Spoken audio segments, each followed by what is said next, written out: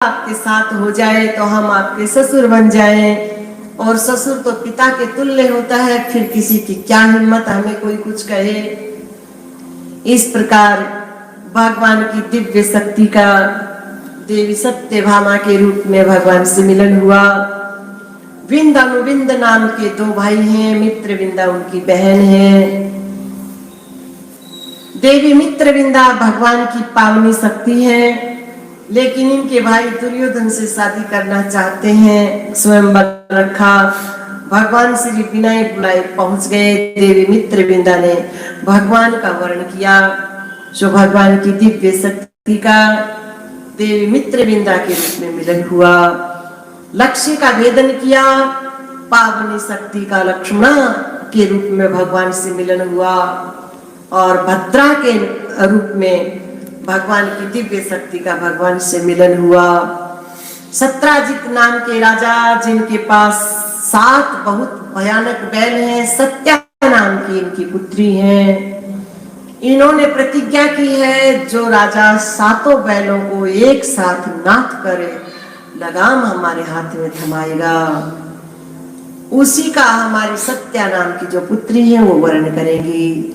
सभी राजा हार गए। भगवान ने एक साथ 7 रूप धारण किए, 7 बैलों को नाथ करे, लगाम महाराज नग्नजीत के हाथ में थमाई। जो भगवान की परम दिव्य शक्ति सत्या के रूप में भगवान से मिलन हुआ।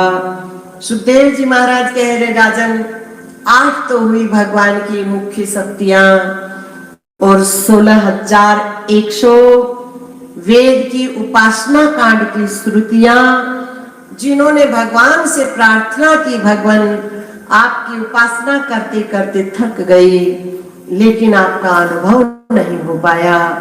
भगवान श्री ने कहा, अनुभव करना चाहती हो तो मानवी के चोले में आओ। यहाँ मानव के चोले की विशेषता दिखा रहे हैं भगवान। साथ साथ ये दिखा रहे हैं, वेद की श्रुतियां, दिव्य दिव्य मंत्र, भगवान का नाम, ये साकार समझो, इनको भगवान से भिन्न मत समझो। हमारे मन पे निर्भर करता है, हमारे दृष्टिकोण पे निर्भर करता है, हमारी श्रद्धा पे निर्भर करता है। मंत्र जाप नित जप ही तुम्हारा, पूज ही तुम्हें सहित परिवार।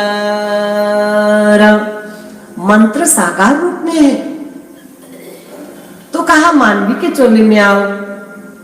वही वेद की उपासना कांड की श्रुतियां जहां तहां राजकुमारियों के रूप में अवतरित हुई।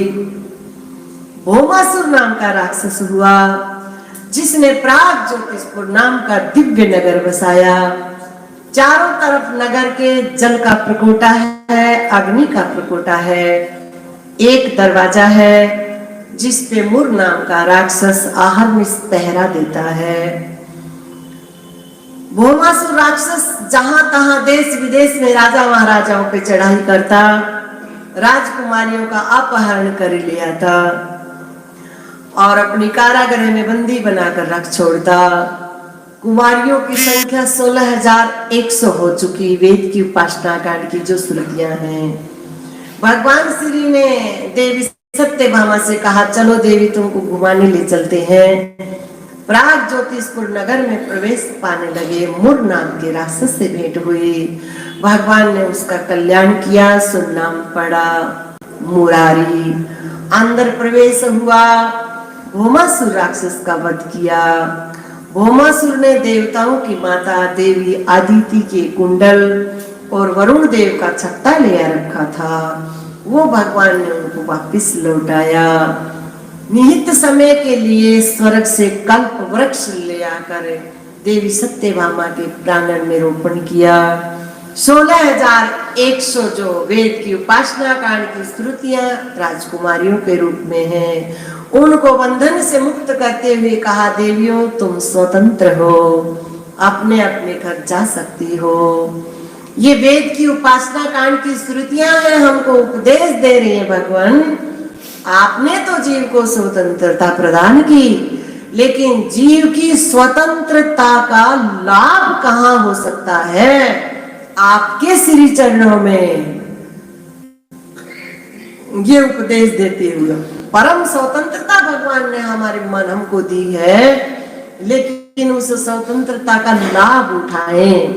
भगवान के साथ अपने मन को जोड़ करके रखें।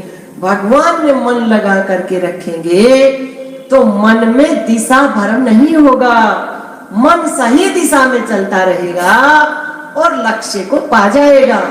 व्यवहारिक जगत भी आनंददायक रहेगा और जिस कार्य के लिए मानव का चोला पीला वो कार्य भी संपन्न हो जाएगा।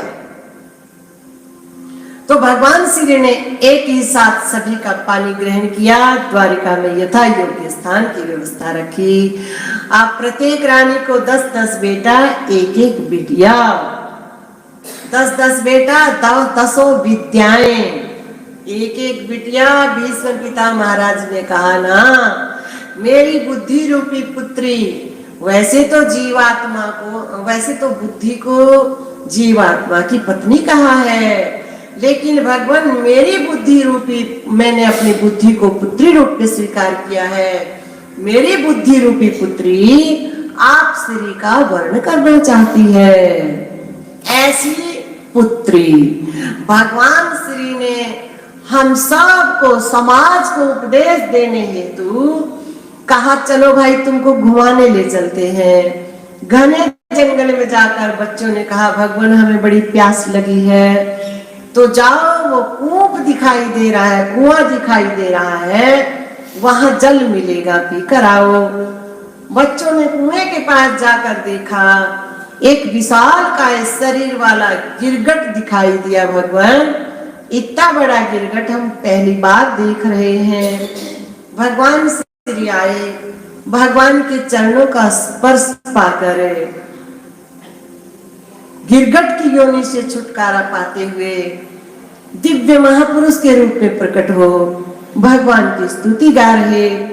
भगवान श्री ने हम सबको उपदेश देने हेतु सबकी तरफ संकेत करते हुए उन महापुरुष से पूछा, महाराज आप कौन हैं?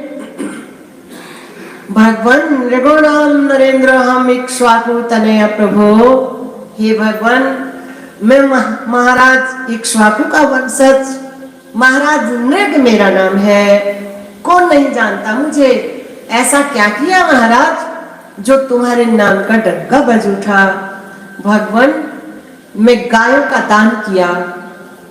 तो फिर तुमने ऐसी गायों का दान किया होगा, क्योंकि दान देने वाले की तो ऐसी दशा नहीं होती है। दान देने वाले को तो गिरगट नहीं बनना पड़ता है। तुमने ऐसी गायों का दान किया होगा जो आगे दूध देने में समर्थ न हो, बच्चों को जन्म देने में समर्थ न हो, शरारती स्वभाव की हो, अथवा गाय और बच्चों का पीछो कराया होगा। नहीं भगवान, पयस्वनी सुशील स्वभाव वाली दुधारू गाय बच्चों के सहित महाराज। तो फिर राजन, ऐसी दशा तब भी हो जाती है। दान देने का मतलब है एक बार जिस वस्तु का दान किया, दान दी हुई वस्तु पे दान देने वाले का अपना कोई अधिकार नहीं रहता। यदि दान दी हुई वस्तु पे कोई अपना अधिकार दिखाता है तो उसको भी गिरगट